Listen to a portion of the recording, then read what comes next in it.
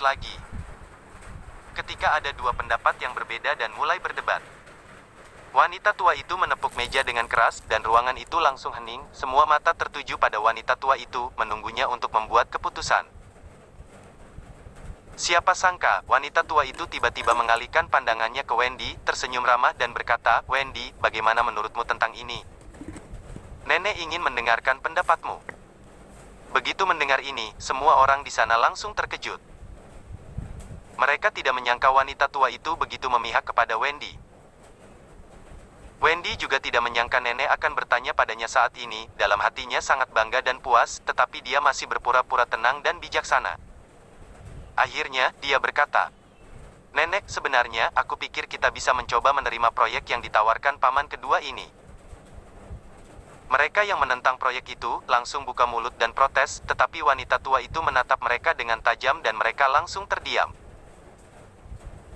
"Wendy, jangan takut untuk mengatakan apa yang kamu pikirkan, nenek akan mendukungmu selama itu masuk akal." Di hadapan Wendy, ekspresi wanita tua itu tiba-tiba berubah menjadi ramah dan tersenyum hangat.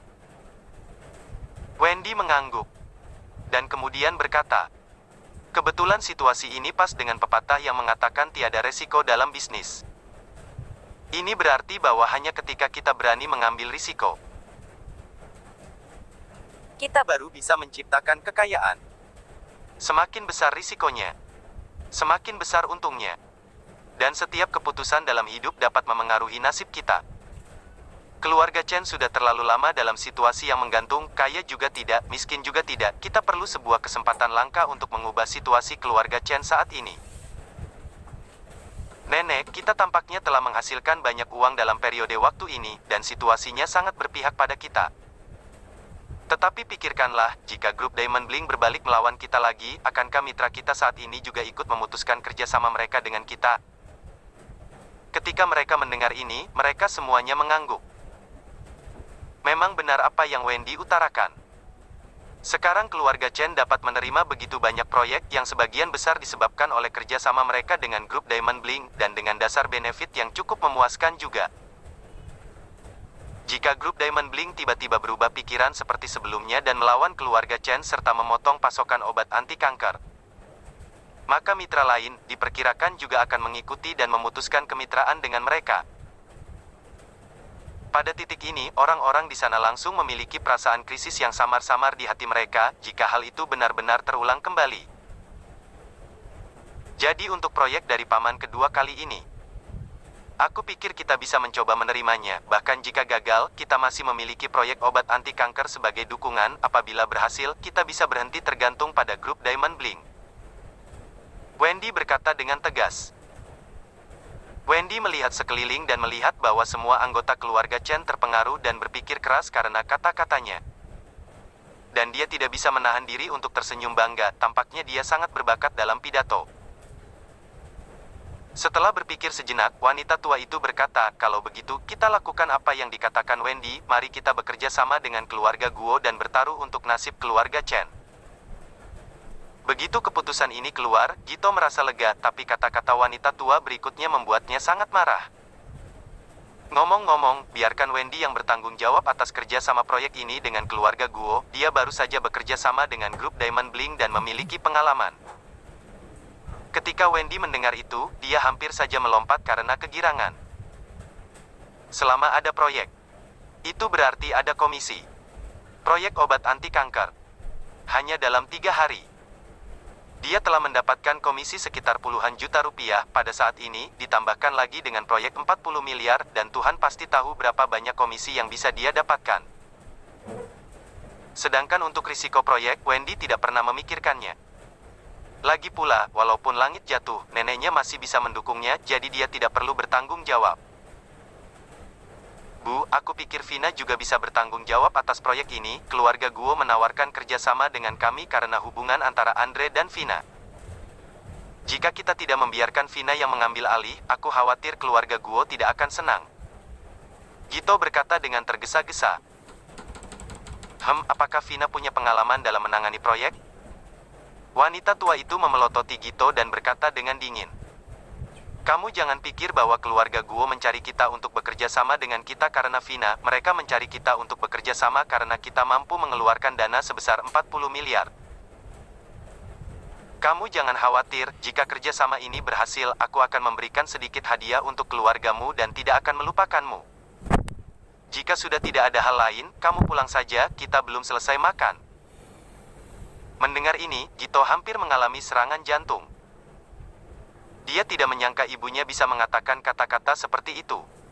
Seluruh proyek kerjasama jelas-jelas dibawa olehnya ke sini. Tetapi sekarang dia langsung menyingkirkan dia, tak perlu berpikir keras lagi, ini pasti gara-gara masalah Vero, yang membuat ibunya tidak puas dengan keluarga mereka. Kembali ke rumah, Vina sedang menunggu kabar baik, tetapi ketika dia mendengar apa yang dikatakan Gito, dia hampir pingsan. Wulan juga menangis dan marah, ini semua gara-gara Vero, sekarang kita tidak punya hak lagi dalam keluarga Chen, proyek yang begitu bagus malah diambil oleh Wendy.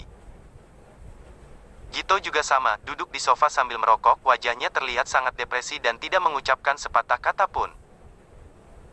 Melihat ini, Wulan menamparkan wajahnya Gito dengan keras dan berkata dengan marah. Kamu hanya taunya merokok saja, kamu tidak memikirkan bagaimana caranya meningkatkan posisi keluarga kita, apakah aku harus menderita terus sama kamu, lalu dipandang rendah terus seumur hidupku? Setelah ditampar oleh istrinya, Gito lebih marah lagi, tetapi dia tidak berani menunjukkannya, dia hanya meninggalkan rumah dan berkeliaran di luar. Tidak butuh waktu lama. Keluarga Chen segera mengumpulkan semua modal dan aset. Bahkan menjual beberapa real estate dan mentransfer beberapa proyek. Hanya untuk mendapatkan 40 miliar, ini semua adalah aset keluarga Chen, yang merupakan pertaruhan terbesar yang pernah dilakukan oleh keluarga Chen. Jika taruhan ini berhasil, aset keluarga Chen akan berlipat ganda, dan mereka pasti akan menjadi keluarga teratas di daerah Sanbaku. Tetapi jika mereka gagal, rantai modal dari semua proyek mereka akan terputus, dan keluarga juga akan hancur. Keluarga Guo tidak tahu hal ini.